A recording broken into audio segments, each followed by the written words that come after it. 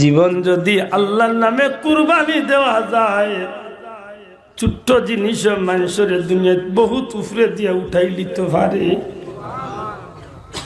আল্লাহর ওলি জিকাইলা যুবক, সত্যি করে দুরুদর মাঝে এমন কি ফায়দা পাইলাই? যুবককে হুজুর বিয়াদবি মাফ করবা, আমার জীবনের এক ঘটনা শুনাই থইব। আমার বাবারে লইয়া ইরাকর বাগদাদর জমিন তনে বাবারে লইয়া আল্লাহর বাড়ি সফর বার হইছি। মরুভূমির পথ পায়ে আটিয়ারও আনা দিছি।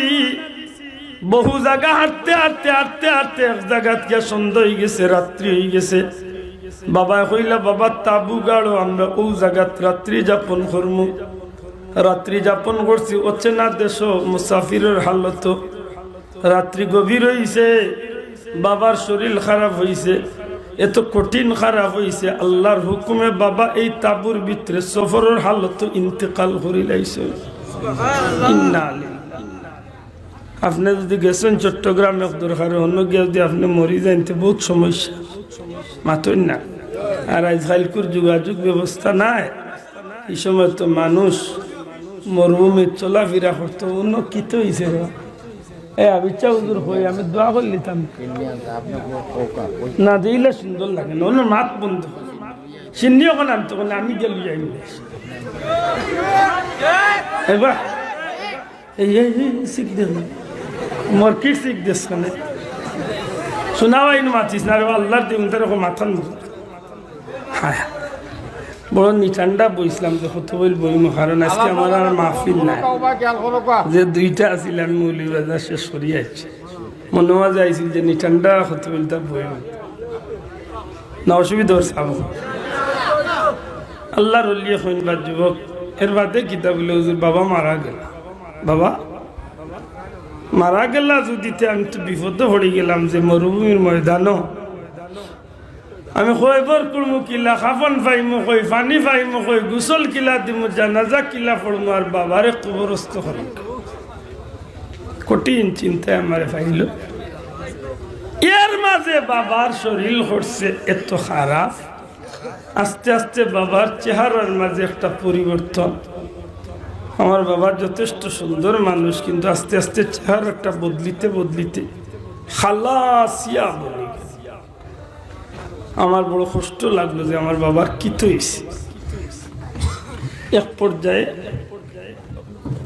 কানতে কানতে বাবার লাগি পেরেশান হয়েছে। বাবার কিনারাত বইয়া খান্দন আরম্ভ করছে।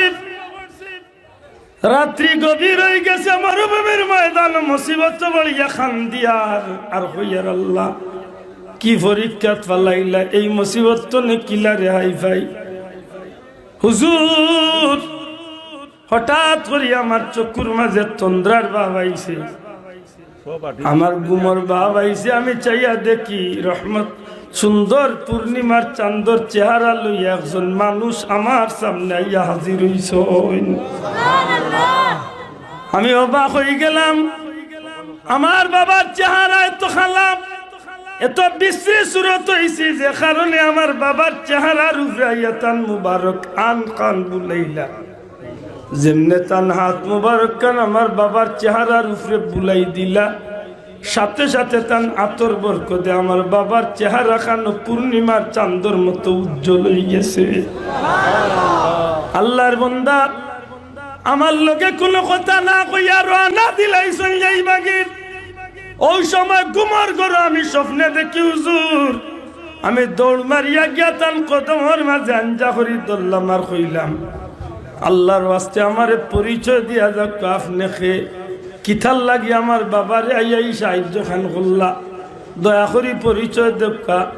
সাথে সাথে জবাব দিলারে উম্মত চিনছ না, আমি হইলাম উম্মতের কান্ডারি নবী কামলিওয়ালা মুহাম্মাদুর রাসূলুল্লাহ।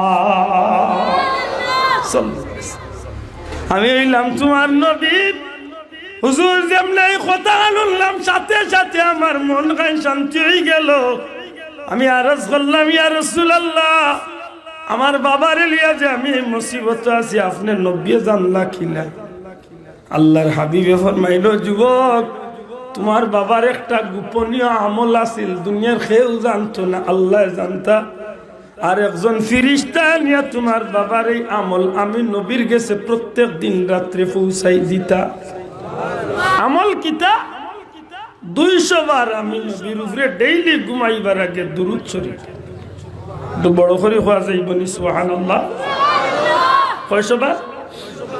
এ যুবক, তোমার বাবা ডেইলি ঘুমাইবার আগে 200 বার দুরূদ শরীফ পড়তা। একজন ফিরিস্তা নিয়ে এই দুরূদ শরীফ আমি নবীর গেছে পৌঁছাই দিতা। আজকে যখন রাত্রি গভীর হয়ে গেল আমি ফিরিস্তারে জিখাইলাম আমার অমুক উম্মতর দুরূদর হাদিয়া খেনে আজকে দেও না। ফিরিস্তা কইলা ইয়া রাসূলুল্লাহ এই উম্মতটা তার এক সন্তানরে লইয়া হজ্জের উদ্দেশ্যে বার্তনে রওনা দিছে। কয়েক সময় জায়গা আবার বাদে মরুভূমির ময়দানে বাচ্চারে লইয়া রাত্রি যাপন করাত লাগছে। মানুষটা মারা গেছে, দুরূদ পড়বার আগে তার ইন্তেকাল হয়ে গেছে। তার বাচ্চা গু বড় বিফাকর মাঝে পড়ছে। রে উম্মত, তোমার বাবার এই অবস্থা জানিয়া, তোমার এই হালত জানিয়া আমি নবীর আর মুনাসিবে দিল না। আমি নবী তোমার বাবার দেখার লাগি মদিনার রওজা শরীফ তো নিয়ে আইছি। তুমি চিন্তা করিও না, তোমার বাবার দাফন খাফন সব কিছুর ব্যবস্থা আল্লাহর হুকুমে সব কিছু সুন্দরভাবে আদায় হইব। ও কথা হইয়া দয়াল নবীজি গেলাগি এই যুবককে কইন যে আল্লাহর ওলি বাদর দিন ও ঘুম ভাঙ গেল আমার। বাঙ্গার লগে লগে দেখি ফজরের টাইম হয়ে গেছে। আমি নামাজ আদায় করলাম আর চতুর্দিক চনে কেউ বাঁশ লইয়া, কেউ কুদাল লইয়া, কেউ পানি লইয়া, কেউ কাফন লইয়া, কেউ এমনিতেই চতুর্দিক চনে হাজার হাজার মানুষ ও ময়দানের দিকে আইল। আইয়া আমার বাবারে কেউ গোসল করাইল, কেউ কাফন ফিন্দাইল, কেউ কবর কুড়িয়া জানাজার লাগি রেডি হয়ে গেল। আমিও জানাজা চুরি কইলাম। এক পর্যায়ে আমি জিকাইলাম, ও ভাই বাবা হল আপনারা জানলা কিলা আমার বাবারে লিয়ে আমি এই মহা মুসিবত আছি।